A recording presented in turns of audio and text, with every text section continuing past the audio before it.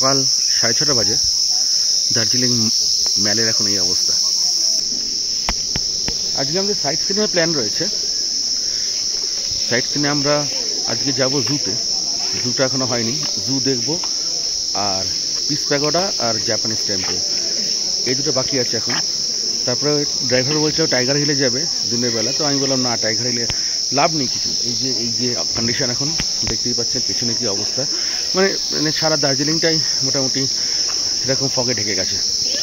তো এই কন্ডিশনে টাইগার হিলে গিয়ে কোনো লাভ নেই। এবং সকালেও যারা টাইগার হিলে গেছে, আমার অবজারভেটরি রোডে অনেকের সঙ্গে কথা হচ্ছিল, কেউই কিন্তু কিছু দেখতে পায়নি। মানে সানরাইজ, কাঞ্চনজঙ্ঘার যে কালার চেঞ্জ এবং সানরাইজ প্রপারলি কিছুই কেউ দেখতে পায়নি, এতটাই ফগ এখন এখানে। এসছি মহাকাল মন্দিরে, দার্জিলিং মেলায় ঠিক পেছন দিকে ডান দিকে যে রাস্তাটা আছে, ওখান দিয়ে একটুখানি 1 কিলোমিটার এগোলেই মহাকাল মন্দির। যাই একটু উপরে যাই।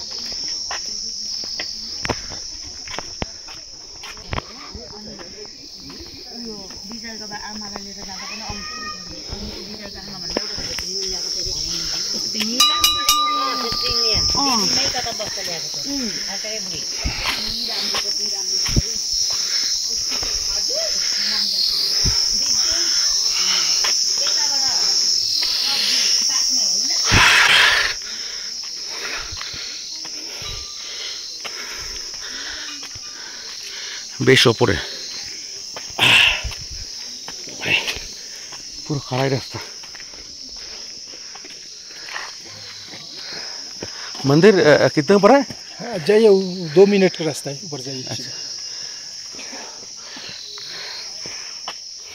চলে এসেছি মহাকাল মন্দিরে। সামনেই বাবা মহাকালের মন্দির। যারা একটু বয়স্ক আছেন তাদের কিন্তু একটু কষ্টই হবে, মানে পুরো রাস্তাটাই খাড়া, স্টেপস নেই, সিঁড়ি চড়তে হবে না, কিন্তু পুরো খাড়া।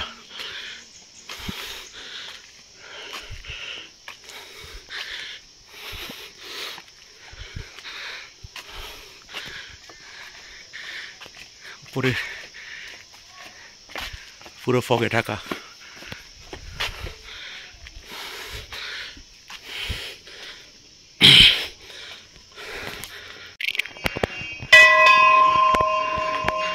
জয় বাবা মহাকাল।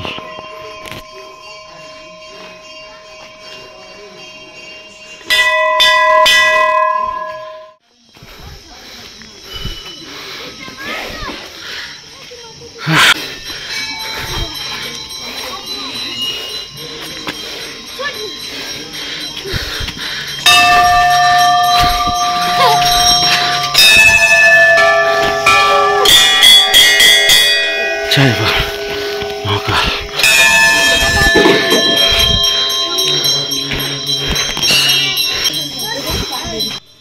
মহাকাল মন্দির। দার্জিলিংয়ের মহাকাল মন্দিরটি অত্যন্ত জনপ্রিয় এবং অত্যন্ত শ্রদ্ধেয় একটি মন্দির, যা ভগবান শিবকে উৎসর্গ করা। স্থানীয় মানুষদের কাছে এটি হোলি হিল নামেও পরিচিত।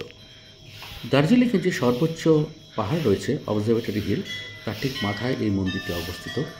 1782 খ্রিস্টাব্দে দুর্জয় লিং জিং নামে একজন লামা এই মন্দিরটি নির্মাণ করেন। এই মন্দিরটি প্রধানত শিবের মন্দির হলেও এখানে মহাদেব ছাড়াও মা কালী, হনুমান, গণেশ এবং ভগবান বুদ্ধও সমানভাবে পূজিত হন।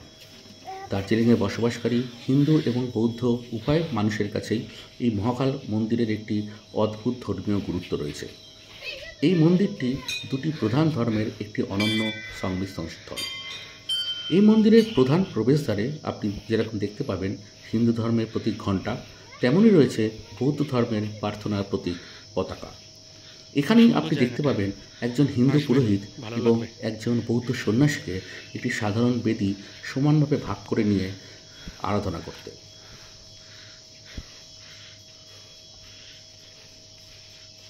এখানে যে উৎসবগুলো পালন করা হয় এই মহাকাল মন্দিরে, তার মধ্যে সবথেকে বড় হচ্ছে শিবরাত্রি। এই শিবরাত্রির সময় প্রচুর মানুষ এখানে এসে মহাদেবের পুজো করেন। শিবরাত্রি ছাড়াও এই মন্দিরে সরস্বতী পুজো, গণেশ পুজো, হনুমান পুজো, দুর্গা পুজো এবং বুদ্ধ জয়ন্তীও খুব জাঁকজমকের সঙ্গে পালন করা হয়। এই আজকে যে অবজারভেটরি হিলটা রয়েছে যেখানে এই মন্দিরটি অবস্থিত, সেটিকেই বলা হয় দার্জিলিং সভ্যতার শুরু।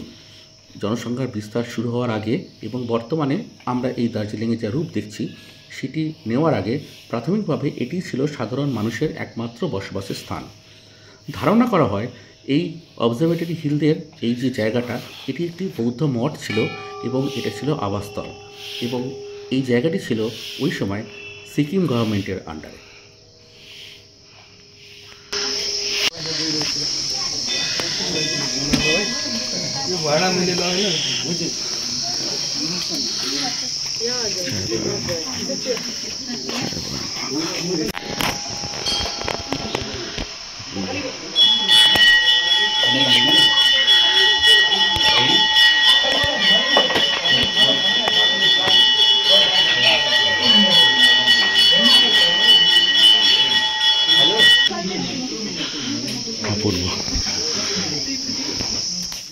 তাহলে কেমন হোটেলের রিভিউ একটা ছোট করে দে। ছোট করে হোটেলের রুমগুলো অনেক বড়, ভালো গার্ডেন আছে। ঠিক, আমাদের রুমের পাশে একটা ভালো গার্ডেন আছে, আর আমাদের রুমটা বিরাট বড়। আচ্ছা, আর মাঝে মাঝে যখন টিভি চালায় তখন ওয়াইফাইটা চলে না, ট্যাক্সি করে নেটওয়ার্ক। এইটা একটা প্রবলেম, 100% এটা একটা প্রবলেম, এটা আমরা বলেওছি। কালকে দুবার লোক এসেছিল, তারপর প্লাস ওই স্মার্ট টিভি ইউটিউব চালানোর জায়গা ওই কি বলে টাটা স্কাই, কেবিলেই দেখলাম টাটা স্কাইটা কালকে চলেছে অ্যাটলিস্ট। আর এই হোটেলটা নেওয়ার আর একটা কারণ হচ্ছে লিফট আছে। দার্জিলিংয়ে অনেক হোটেলে লিফট নেই, দার্জিলিংয়ের ম্যাক্সিমাম হোটেলে লিফট থাকে না, একটু প্রিমিয়াম হোটেলগুলোতে লিফট থাকে, তো এটাতে সেরকম লিফট আছে। আর কি বলবো, ওখানে অনেক ইউটিউবার্স দেখাচ্ছিল এখানটায় কাঞ্চনজঙ্ঘা ভিউ আছে, কিন্তু সেটা নেই, সেটা নেই। এটা ভ্যালি ভিউ হোটেল, হোটেলে যে রিসেপশন থেকে বলে দিল এটা কিন্তু ভ্যালি ভিউ হোটেল। এটা এখান থেকে সুন্দর ভ্যালি ভিউ পাওয়া যায়। তো এখন যে ভ্যালির অবস্থা একটু দেখাই। ভ্যালি মানে এই হচ্ছে অবস্থা এখন, মানে নিচটাও দেখা যাচ্ছে না। তখন দেখা যাচ্ছিল বিল্ডিংগুলো, তখন বিল্ডিংগুলো দেখা যাচ্ছিল, এখন পুরোটাই সাদা, পুরোটা ধপধপ করছে সাদা খালি। আমি জানি না এই অবস্থায় কি করে বেরোবো, পুরো স্পেস মনে হচ্ছে। এক্স্যাক্টলি, এর উপর ধোঁয়া আসছে, দেখতে পাচ্ছ? হ্যাঁ, এই ধোঁয়া ঢুকছে ঘরের মধ্যে, মেঘগুলো সব। এই জানলাটা আরেক প্রবলেম, বন্ধ কর। আজকে আমাদের সাইট সিনের প্রথম হচ্ছে Padmaja Naidu Himalayan geological park, Darjeeling zoo. Weather একদম পরিষ্কার হয়ে গেছে, ঝকঝকে রোদ। এখন ঢুকছি জুতে। কত করে টিকিট দেখি, বলে দে বাবা। 3টে এন্ট্রি আর 2টো এক্সিট। তোকে তো জুতে রেখে দেবে।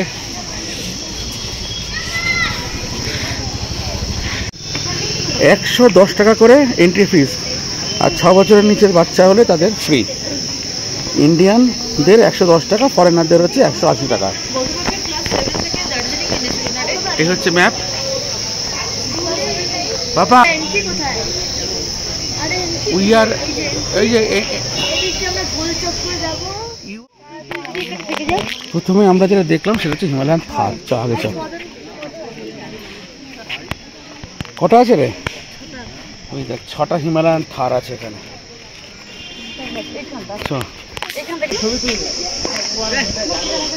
দুটো মিলে খেলা করছে, কি সুন্দর দেখ।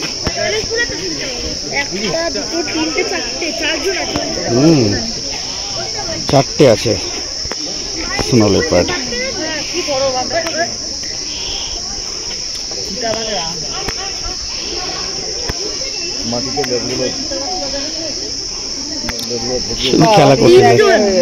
খেলা করছে কি সুন্দর দেখ, 3 জনে মিলে।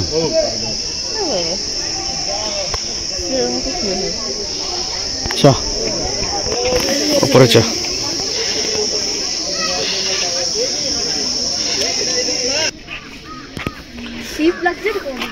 ওই যে ব্লু শিপ, ওই যে ব্লু শিপ।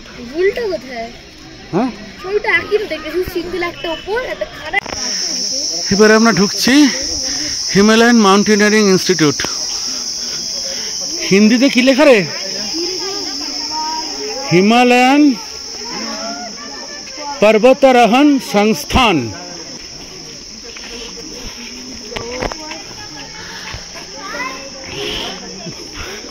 बोर्डটা দেখিয়ে দিই। ফার্স্ট স্টেপ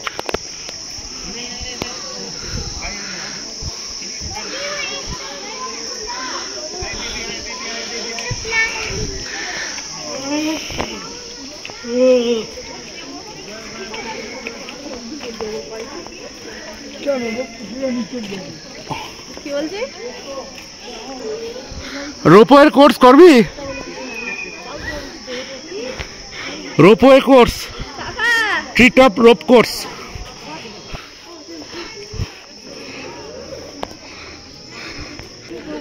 তবে যাবি? যা না, ভয় এইটা ঘুচু না, কেউ এটা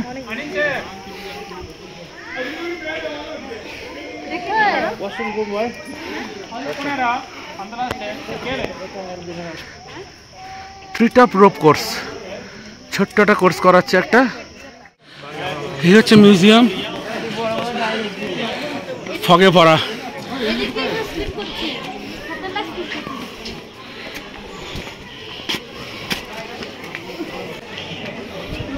ফটোগ্রাফি প্রহিবিটেড। ঠিক আছে, বাইরেটা ঘুরে নিই একটু।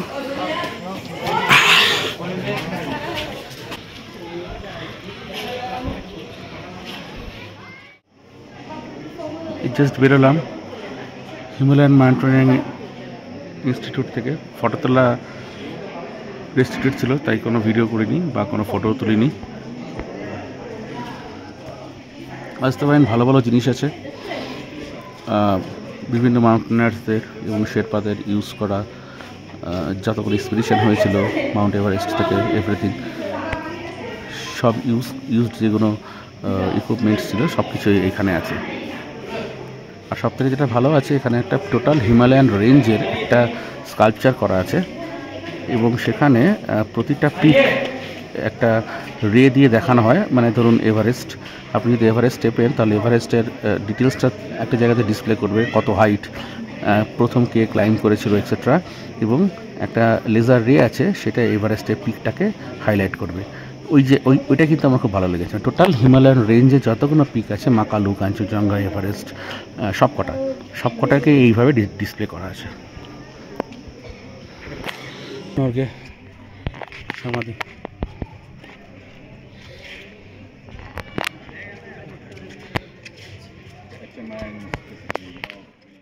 হিমালয়ান মাউন্টেনিয়ারিং ইনস্টিটিউট দেখে জায়গাটা ভালো, অবশ্যই আসবে। জুতে আসলে তো এটা একসঙ্গে সবাই হয়ে যায়। চল না গিয়ে দেখবি কেউ আছে কিনা। কলেজ স্টুডেন্টস, হ্যাঁ, সব কলেজের ট্রিপ এনেছে, ঠিক সব আইডিয়া পড়ে আছে। ওপরে রয়্যাল বেঙ্গল আছে, আর তোর রুমটা ওপরেই আছে মনে হয়। দাঁড়িয়ে পড়লি কেন? চ, মাথাটা দে, ঠান্ডা লাগবে বাবা।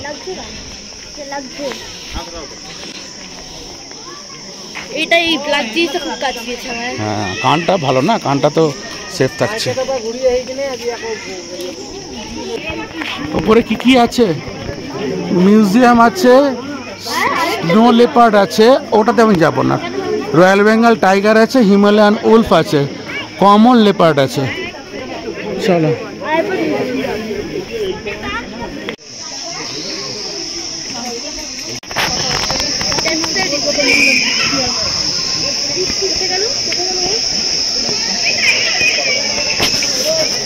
বাবা সামনে একদম।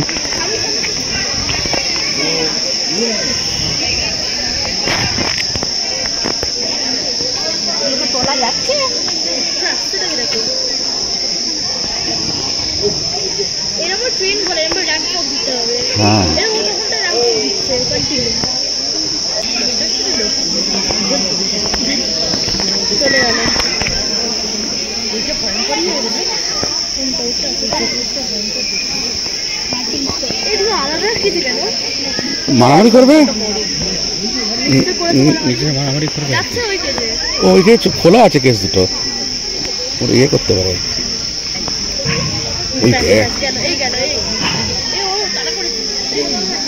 ও ওটা বন্ধ।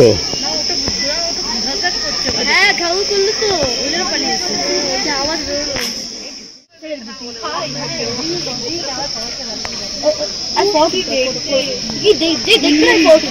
হ্যাঁ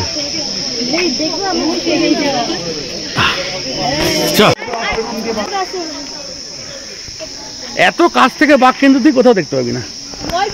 আর এইটাই তো রয়্যাল বেঙ্গল ডোরা কাটা, আর এটাই তো রয়্যাল বেঙ্গল। এত কাছ থেকে কিন্তু তুই দেখতে পাবি না।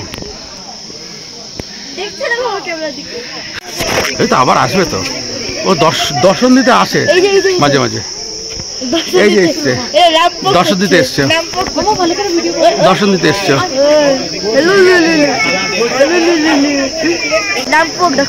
র্যাম্প ওয়াক করছে।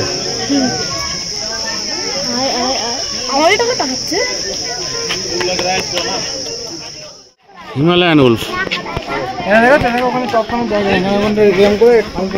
এরা পুরো মানে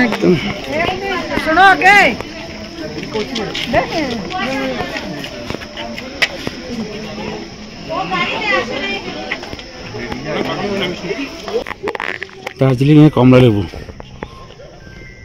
ঝুলছে গাছে।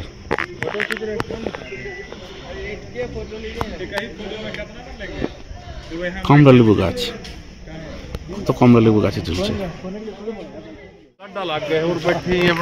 টাটা, কোথায় গেলি? ঠিক আছে তাহলে টাটা। বেরোলাম, বৃষ্টি শুরু হয়ে গেছে। দৌড়ে গিয়ে একটা কোনো শেডের তলায় দাঁড়াতে হবে, কারণ এই রাস্তাটা ওয়ান ওয়ে রাস্তা। হঠাৎ বৃষ্টি শুরু হয়ে গেছে, আমাদের এখন শেডের তলায় গিয়ে দাঁড়ানো ছাড়া কোনো অপশান নেই।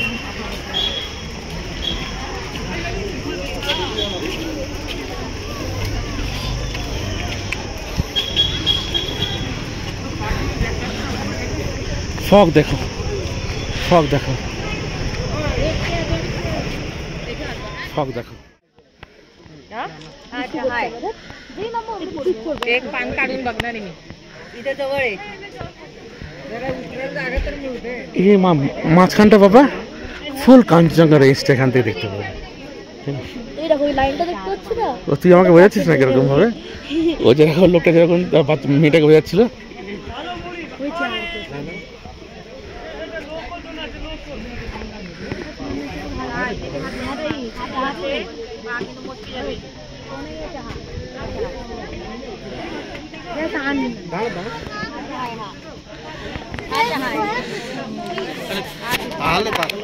লোকে নামছে বটে, বাট আমরা আর নামবো না, অনেকখানি নিচু। অসাধারণ ভিউ।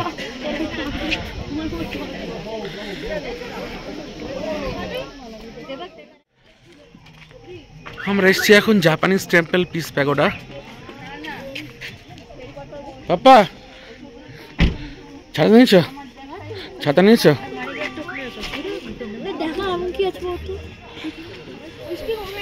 ভিতরে কিছু আছে? ভিতরে ভিতরে যাওয়া যেতে পারে? ভিতরে তো যাবো তো ভেতরে।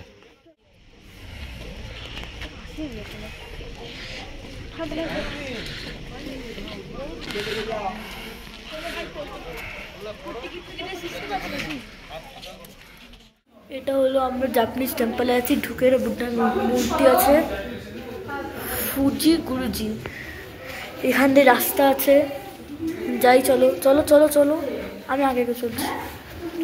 এখান দিয়ে সিঁড়ি উঠতে হবে, এই যে এবার উঠছি সিঁড়ি দিয়ে, বেশ মানে উঁচু উঁচু সিঁড়ি আর মোটা মোটা রেলিং।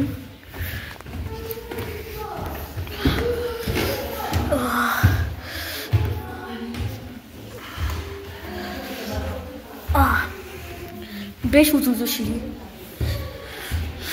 এদিকে লেখা নো অ্যাডমিশন, এটা পুরো স্টাফদের জন্য। এই ওয়াও,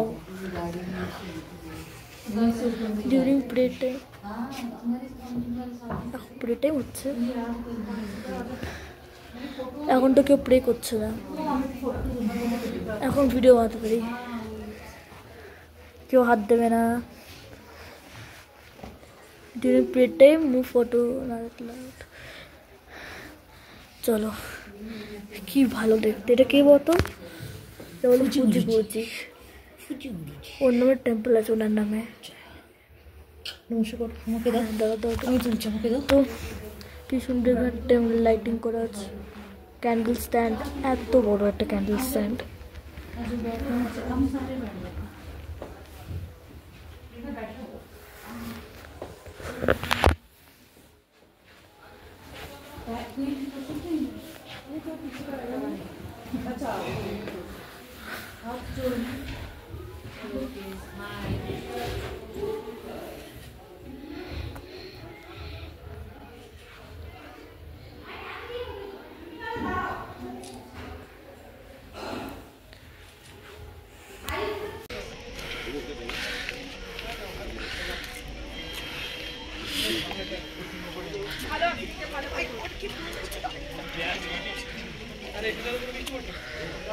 পিস প্যাগোডা পুরাটো ফগে ভরে গেছে।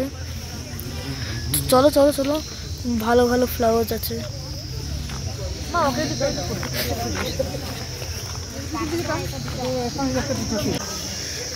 এই যে এদিক দিয়ে ওঠা রাস্তা।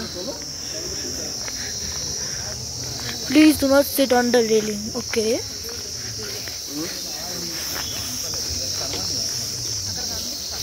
এদিকে কিন্তু পুরো জঙ্গল ডাকছে। এটা পুরো জুতো পরে যেতে পারি। চলো চলো চলো যাই।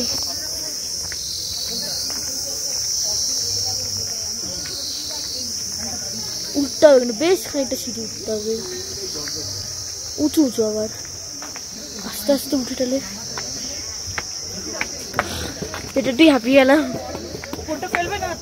উফ, এটা বানাতেই দেবে। এই আমরা পৌঁছে গেছি। এই যে ওয়াও, খুব ভালো। আস্তে আস্তে চলো। এটা পিস প্যাগোডা, ভাবছি ওপর চড়বো ওই ওই টপ পর্যন্ত, এই জায়গাটা। চলো গিয়ে দেখি। আস্তে আস্তে চলি। আসো আসো আসো, পুরো ভিডিওটা বানাবো আমি এবার।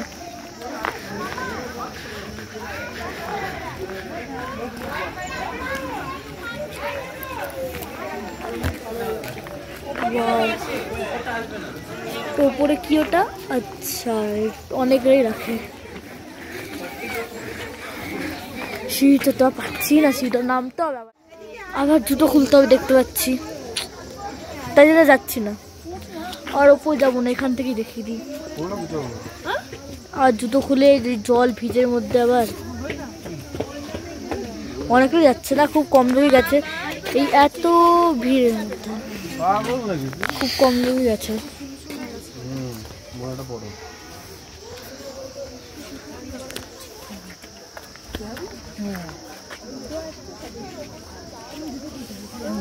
চলো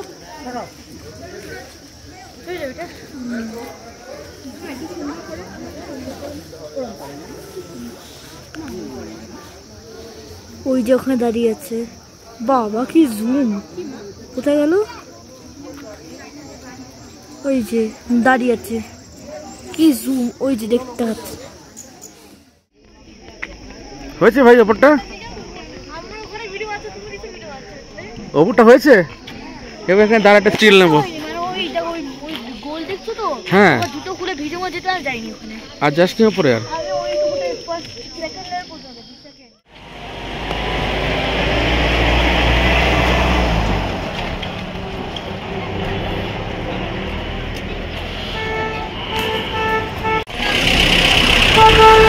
এটা অনেক হিস্ট্রি আছে।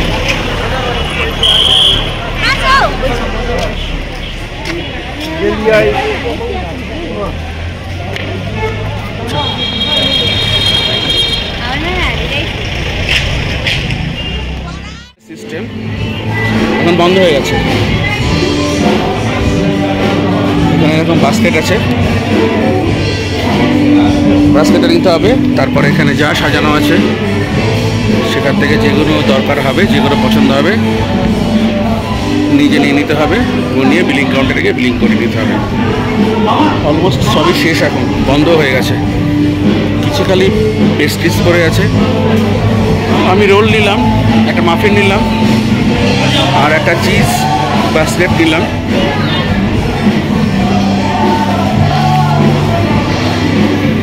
দার্জিলিংয়ে গ্রিলেটারও ইচ্ছে ছিল, একবার ট্রাই করব। এটা পার্সেল নিয়েছি আমরা।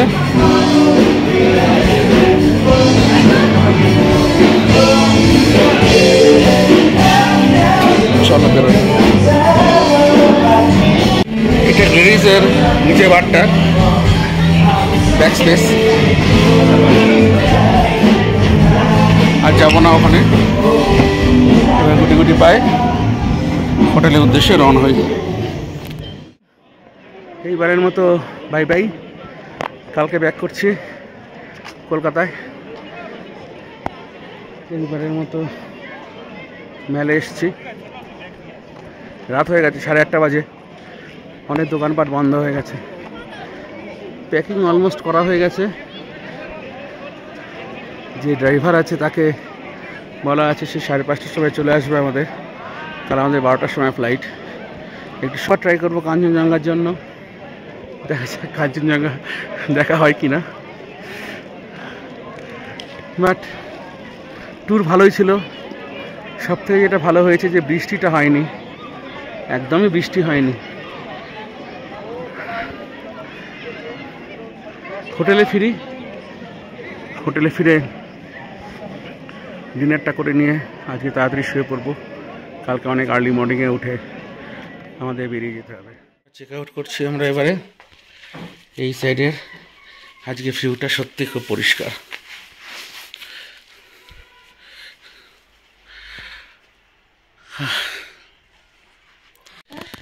এগুলো সব দার্জিলিংয়ের সব পুরনো ফটোগ্রাফ।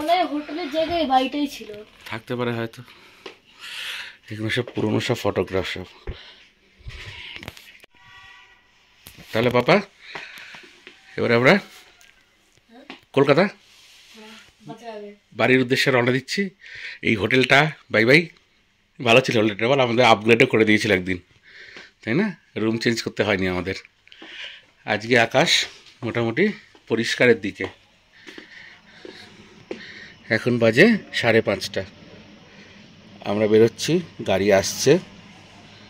এই আমাদের জানলা থেকে দার্জিলিংয়ের ভিউ, কাঞ্চনজঙ্ঘা।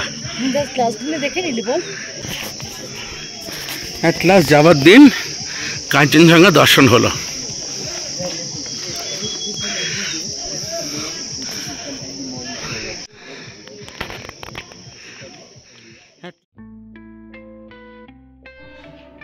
হ্যাঁ, কাঞ্চনজঙ্ঘা শেষ পর্যন্ত আমাদেরকে হতাশ করেনি। গত 4 দিন ধরে আমি ছিলাম এই অবজারভেটরি পয়েন্টে। রোজ সকালে আসতাম কাঞ্চনজঙ্ঘা দেখবার আশায়, কিন্তু কোনোদিনই কাঞ্চনজঙ্ঘা দেখতে পাইনি। অবশেষে যেদিন দার্জিলিং ছেড়ে বেরিয়ে যাচ্ছি এয়ারপোর্টের উদ্দেশ্যে রওনা দিচ্ছি, সেদিন সকালেও একবার শেষ ট্রাই করেছিলাম কাঞ্চনজঙ্ঘা দেখবার আশায়, এবং সেদিন কাঞ্চনজঙ্ঘা আমাদেরকে দেখা দিয়েছিল। খুবই হালকা, অস্পষ্ট, হয়তো এর থেকে অনেক বেশি স্পষ্ট হয়, কিন্তু আমার কাছে সেই দেখাটাই ছিল সবথেকে সেরা দেখা, যেটা দেখবার জন্য 4 দিন ধরে দার্জিলিংয়ে বসেছিলাম। শেষ পর্যন্ত সেটা দেখতে পেয়েছিলাম।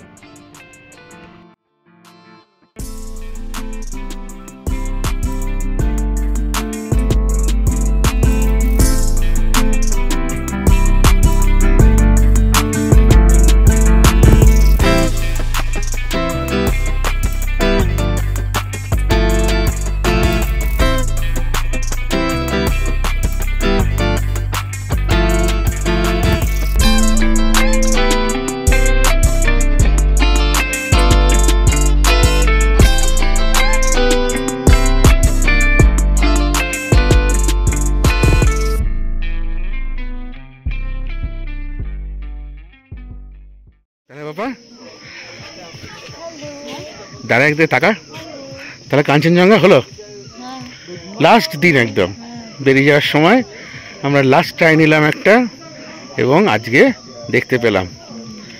ক্লিয়ার বলবো না, আরও অনেক ক্লিয়ার হয়, কিন্তু যেটুকু দেখেছি ওইটুকুই অনেক। হ্যাঁ, ওই তো মাঝখানেরটা। আর একটু বেলা হলে আজকে পরিষ্কার হবে, ক্লিয়ার হবে। প্লেস বেলা পুরো থাকতে পারবো না, আর কি করা যায় বল। ফ্লাইট মিস হয়ে যাবে।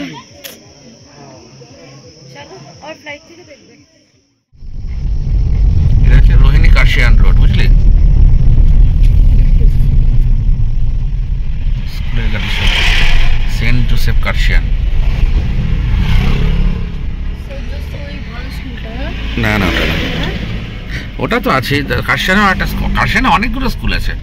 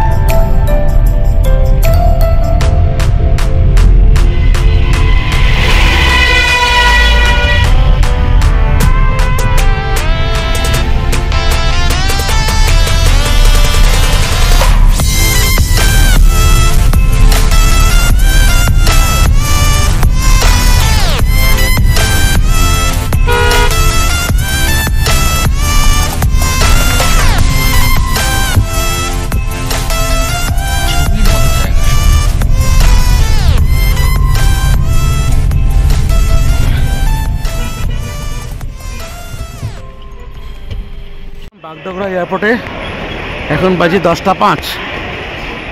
একটু আর্লি পৌঁছে গেছি, 4:30 সময় ওখান থেকে বেরিয়েছিলাম। এবারে চেকিংটা করে নেব। আরেকটু হয়তো আধ ঘন্টা পরে বেরোলেও পারতাম। মাঝখানে ব্রেকফাস্ট করেছি, খাওয়া দাওয়া করে চাটা খেয়ে এই সবে ঢুকলাম এয়ারপোর্টে। এবার চেকিংটা করি। এবারে চেকিং হয়ে গেছে আমাদের। আমরা এখন এয়ারপোর্টে এখানে একটু ঘোরাঘুরি করছি। বাবা এখন খাবে হচ্ছে কোল্ড কফি, তাই তো? কোল্ড কফি খাবি না?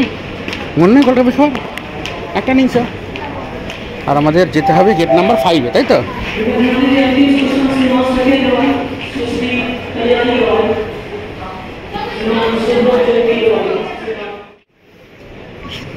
Why are you laughing, Papu Singh? Why are you laughing, Papu Singh? Level acting. হ্যাঁ, এবারে কাঞ্চনজঙ্ঘা কি হবে? এভারেস্ট হবে? হবে কি? এভারেস্ট হবে কি? হ্যাঁ, সামনে গাড়িতে আমরা উঠবো। এই দাঁড়িয়ে আছে আমাদের এয়ার ইন্ডিয়া, ওটা ইন্ডিগো, আর এইটা হচ্ছে আমাদের। আর ওই ইন্ডিগোটা আবার ছেড়ে বেরিয়ে গেল, দেখ।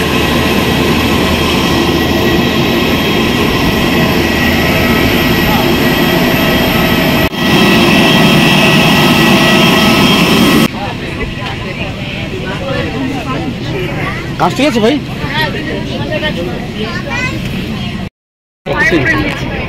তাহলে প্লেনে আমরা বোর্ড করে গেছি। এই প্লেনটা কিন্তু অনেকটা ভালো ইন্ডিগো থেকে। সিটগুলো দেখ অনেক বেশি কমফোর্টেবল, তাই না? লেগ স্পেসও ভালো, এবং সবথেকে বড় কথা হচ্ছে সিটগুলো কমফোর্টেবল।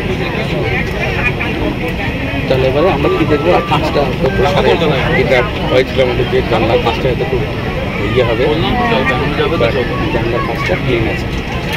ফ্লাইট ছাড়বে ঠিক 12টার সময়, 3 টাইমে আছে।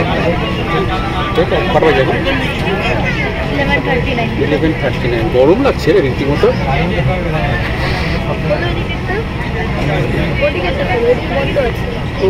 नमस्कार, एयर एक्सप्रेस की उड़ान IX 2596 जो बागडोगरा से कोलकाता जा रही है, पर आपका स्वागत है। तदाकू का हिस्सा नहीं ये सब जाएगा। ओ वाओ की जाए नज़ारा। मिलिट्री ना, ওটা मिलिट्री प्लेन्स ना।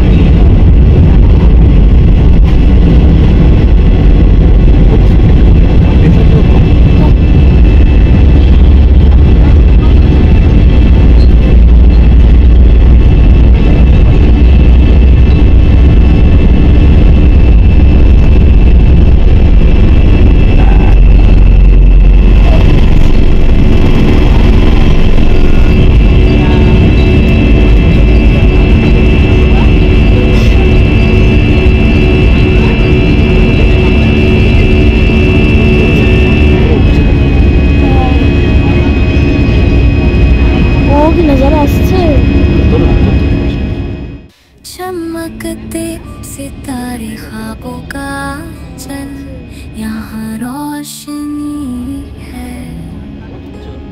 हर दर्द का हल आसमान के पार जहाँ खो जाए, वहाँ नए सपने हम साथ लिए चले। रंगीन सपने हम साथ में, आओ चले यहाँ नई राहों में, जीने का सफर हम साथ चले।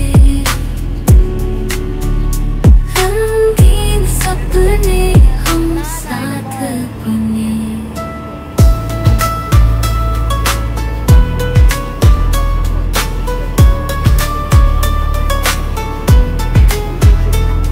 जीने की राहों में है नए रंग, हर पल है साथ मुस्कान की झंझन। दिल की धड़कन सुनो तुम और मैं, मिलकर चलेंगे हर रोज नए गाने। सपने हम साथ में, आओ चले यहाँ नई राहों में, जीने का सफर हम साथ चले। रंगीन सपने हम साथ। বাবা বাবা ধাক্কা লেগে যায় বাবা, কন্ট্রোল করতে পারবে না পরে।